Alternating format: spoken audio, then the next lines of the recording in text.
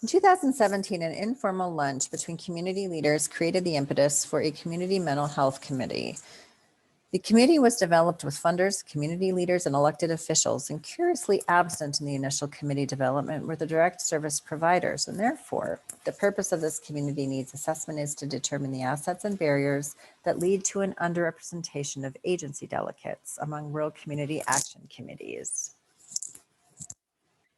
Qualitative data in the form of 7 interviews over 9 days were conducted with participants who were issued personal invitations and interviewed between 30 and 60 minutes. Those were conducted over the telephone and they were recorded. The recordings were transcribed and coded for relevant thematic responses. Interview questions were intended to be asked of each participant. Questions were modified and or followed up at times, or clarifying questions may have been asked. Some liberties were taken to establish a more comfortable rapport, and candid responses were welcome and appreciated. Dr. Marbut, the author of Wyoming's Homelessness Needs Assessment in 2019, reports that overall agencies do so much with so little in Wyoming. Despite already strapped circumstances, all respondents indicated the pandemic stretched their delivery systems even further. However, with federal relief funding and the generous goods and cash donations of the community, agency representatives report that their ongoing efforts have overall increased the health and wellness of Campbell County citizens.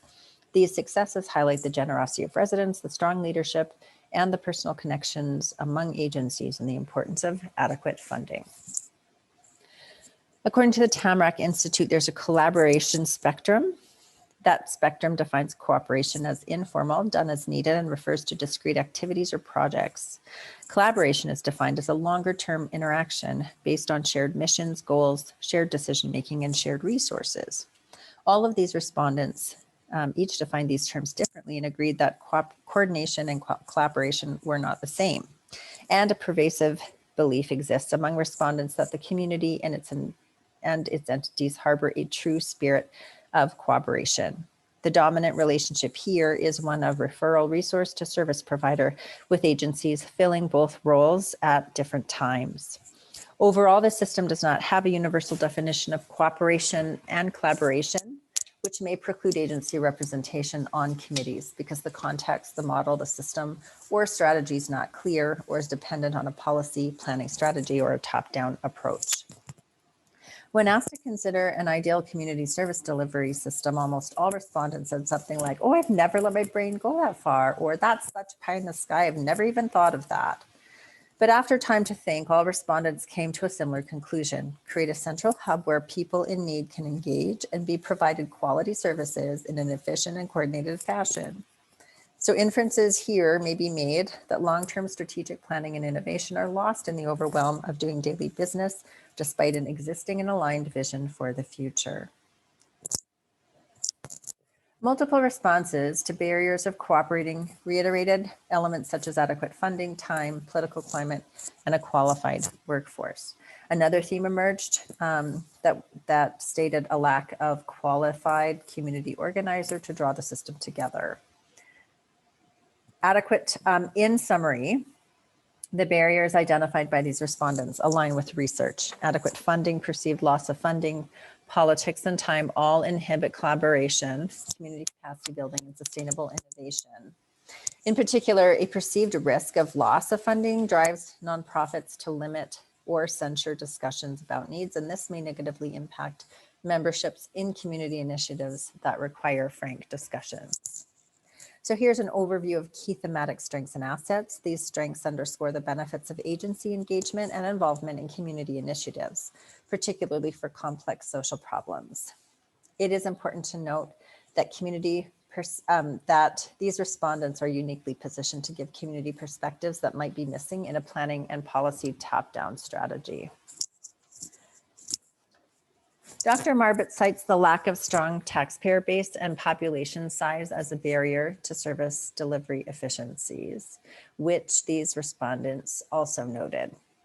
Campbell County also presents with elements of a siloed delivery system, as evidenced by the referral source and direct service model, and a lack of long-term strategic planning. And these are based on interview responses. According to research on community capacity, silos create mazes of application processes and eligibilities that sometimes just increase demand for services. So it's thus conceivable that silo delivery encourages less participation among committees because silos are less collaborative by nature. Additionally, common definitions, language, and sustainable structures for change are areas of opportunity for this community. Education is a vital part of a logic model which purports strategic change. So drawing on the knowledge and expertise of these respondents and community committees and initiatives could increase community capacity and bring unity throughout all sectors.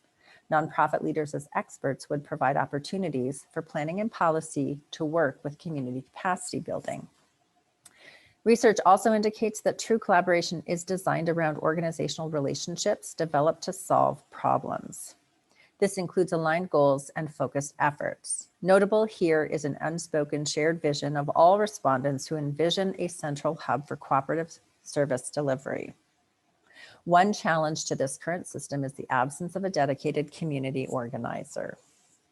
While not everyone shares the same view, there is similarity in vision for this community, and harnessing these efforts of service providers in partnership with cross-sector funders can create an aligned vision that supports effective and efficient community capacity. Success and effectiveness was made possible through the participation of these respondents, the relationships that this researcher had with these respondents, honest communication, and an understanding of community nonprofits that was held by this researcher. Additionally, personal biases, the sheer volume of information, and the limited time platformed in which to report results were hindrances to the effectiveness of this researcher's project. Therefore, tempering information and the scope of the project and potentially enlisting a collaborator to mitigate personal biases are future considerations.